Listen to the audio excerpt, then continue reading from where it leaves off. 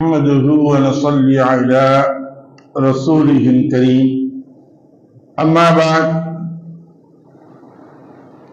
عن أسماء بنت أبي بكر رضي الله تعالى عنهما قالت جاءت امرأة إلى النبي صلى الله عليه وسلم فقالت يا رسول الله إن لي ابنة عرية أصابتها حسبة إلى آخره أو قال من صلى الله عليه وسلم صدق رسول النبي الكريم. அருமைக்குரிய சகோதரர்களே, பெரியோர்களே, இன்று நாம் பார்க்கக்கூடிய பாடம் அல்லாஹ் இயற்கையாக படைத்த முறைக்கு மாற்றம் செய்தல், அதற்கு தடை செய்யப்பட்டுள்ள விஷயங்களை பற்றி தான் பார்க்க இருக்கின்றோம். என்ன அப்படின்னா, இப்ப அல்லாஹ் படைத்ததுடைய இயற்கையான தோற்றத்திற்கு மாற்றம் செய்வது என்றால், பெண்கள் ஒட்டுமுடி, இந்த சபரிமுடிகள் என்று சொல்வார்கள், இந்த ஒட்டுமுடிகள் வைத்தல், அடகு குத்திக் கொள்ளுதல், அதே சமயத்தில் பச்சை குத்திக் கொள்ளுதல், தாட்டிட்டுவது, இப்படி உள்ள விஷயங்களின் சம்பந்தமாகத்தான் இந்த பாடங்களில் பார்க்க இருக்கின்றோம். முதலாவதாக சபரிமுடி என்று சொல்லக்கூடிய இந்த ஒட்டுமுடிகள் இருக்கின்றது. அது பிற மனிதர்களுடைய முடிகளில் இருந்து திரிக்கப்பட்டு, அது இவர்கள் அழகை கூட்டிக் கொள்வது ஒன்று, இவர்கள் போலித்தனமாக தங்களுடைய இயற்கையாக அல்லாஹ் கொடுத்திருக்கக்கூடிய அளவை விட அதிகமாக காட்டுவதற்காக வேண்டி அது வைக்கக்கூடிய ஒன்று. இதை அல்லாஹ் தஆலா சபித்துள்ளார் என்பதாக ரசூலுல்லாஹி ஸல்லல்லாஹு அலைஹி வஸல்லம் சொல்லியிருக்காங்க.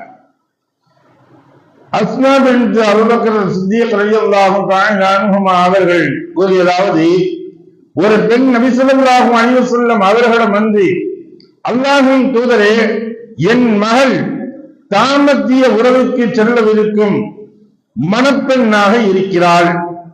அவளுக்கு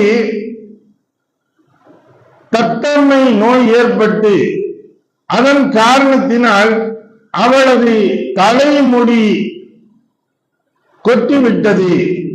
அவளது தலையில் நான் ஒட்டுமுடி வைத்து விடலாமா, வைத்து விடட்டுமா என்பதாக அவங்க கேட்கிறாங்க, அனுமதி கேட்கிறாங்க. அப்பொழுது ரசூலுல்லாஹி ஸல்லல்லாஹு அலைஹி வஸல்லம் அவர்கள் ஒட்டுமுடி வைத்து விடுபவரையும் ஒட்டுமுடி வைத்துக் கொள்பவர்களையும் அல்லாஹ் சபிக்கின்றான், தன் கருணையில் இருந்து அப்புறப்படுத்துகின்றான் என்பதாக ரசூலுல்லாஹி ஸல்லல்லாஹு அலைஹி வஸல்லம் அவர்கள் சொன்னார்கள். ஆக ஒட்டுமுடி வைத்துக் கொள்வது, அந்த ஒட்டுமுடியை வைப்பதற்கு யார் தூண்டுதலாக இருக்கின்றார்கள், அவர்கள் இரு நபர்களையும் ரசூலுல்லாஹி ஸல்லல்லாஹு அலைஹி வஸல்லம் சொல்றாங்க, அல்லாஹ் சபிக்கின்றான். இதுல என்ன ஒரு விஷயம் நாம் பார்க்க வேண்டியது, இயற்கையாக இருக்கக்கூடிய அந்த முடியுடைய கூந்தலை இவர்கள் பெரிதுபடுத்தி காட்டுவதற்காக வைக்கக்கூடிய ஒன்று. இதுதான் இதில் பொருந்தும். இதே சமயத்துல இவங்க அழகு சாதனமாக, அழகுக்காக வேண்டி இவங்க சில இந்த குஞ்சங்கள் வைத்த ஒன்றை வைப்பாங்க. இந்த விஷயங்கள் வைக்கலாமா கூடாதா என்பதை பார்க்கக்கூடிய சமயங்கள்ல இந்த ரிப்பன் கட்டக்கூடியதை சேர்த்து, அதோடு சேர்த்து வச்சு ரிப்பன் கட்டுவாங்க.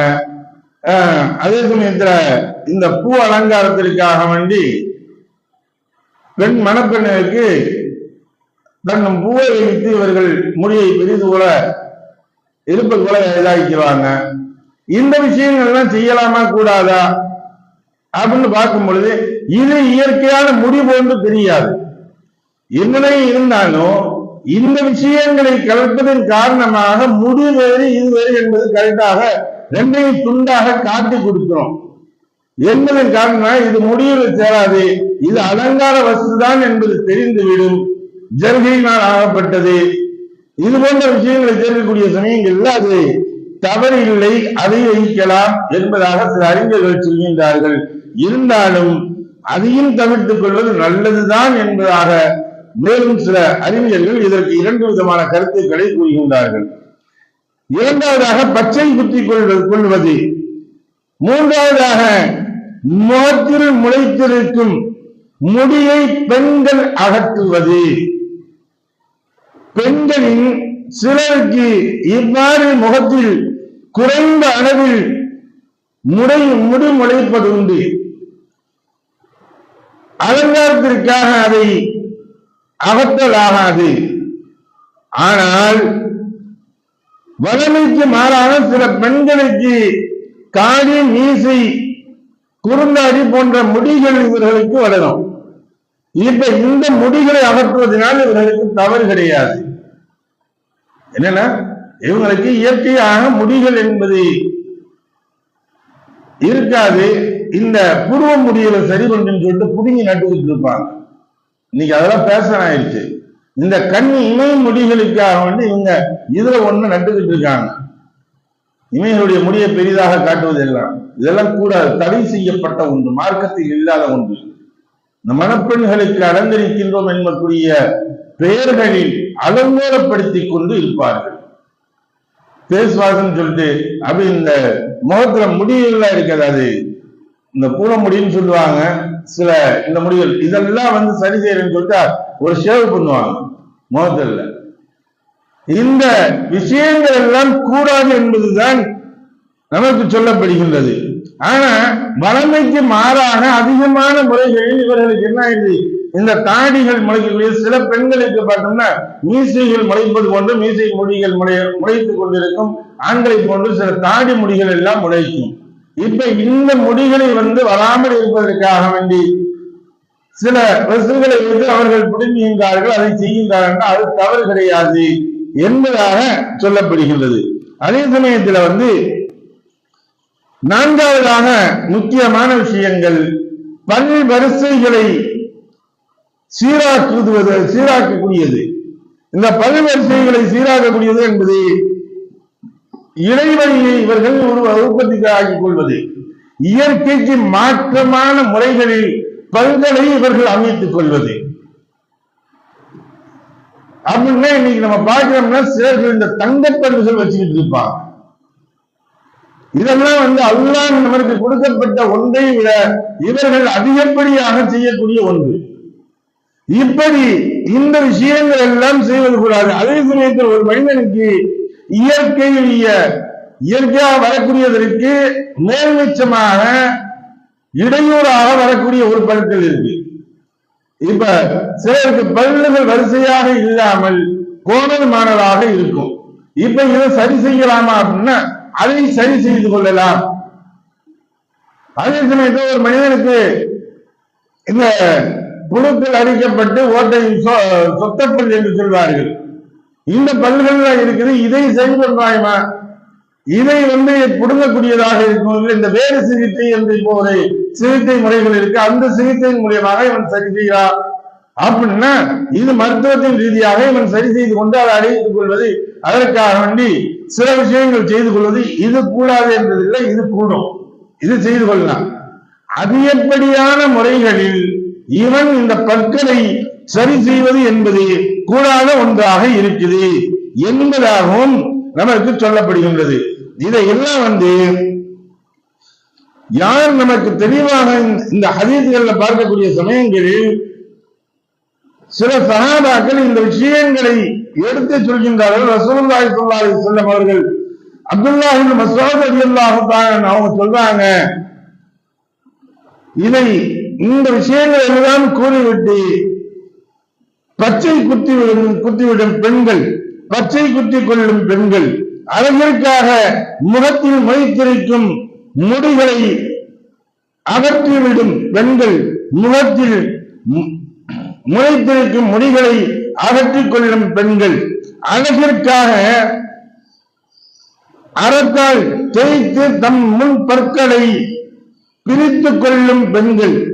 ஆக அல்லாஹ்வின் இயற்கை படைப்பு முறையை மாற்றிக்கொள்ளும் பெண்கள் மீது அல்லாஹ்வின் சாபம் உண்டாகட்டும் என்பதாக சொல்றாங்க. இதை கேட்கக்கூடிய சமயத்தில் சொன்னாங்க, அல்லாஹும் அல்லாஹ் ரசூலும் இதை சபித்திருக்கின்றார்கள், அதான் நான் சபிக்கின்றேன் என்பதாக இப்னு மஸ்ஊத் ரலியல்லாஹு தஆலா அவங்க இந்த விஷயங்கள் எல்லாம் சொல்றாங்க. அப்ப இயற்கைக்கு மாற்றமாக ஒரு மனிதன் இயற்கையாக அல்லாஹு தஆலா உடம்புடைய வாள்கள் இப்படித்தான் என்பது நமக்கு தெரியும்.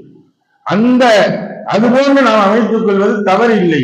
அதற்கு மாற்றமான முறைகளில் ஒரு மனிதன் எந்த ஒன்றை செய்து கொண்டாலும் சரி, அது தவறுதான், அது அல்லாஹ்வுடைய சாபத்திற்கு உட்பட்டதுதான். அது ஆண்களாக இருக்கட்டும் பெண்களாக இருக்கட்டும்.